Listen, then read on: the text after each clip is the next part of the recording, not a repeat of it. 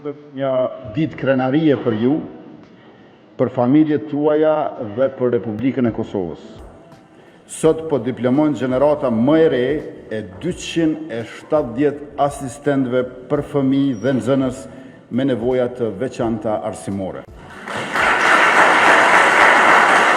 Ky është vetëm një diplomim i cili i bashkangjitet radhës së diplomimeve të këtilla që tashmë janë bërë politikë qendrore e arsimimit dhe edukimit tek ne. Shumë njerëz e matin suksesin me pozitën që kanë ose me pagën që marrin. Por ka dhe profesionet e cilat matin ndryshe.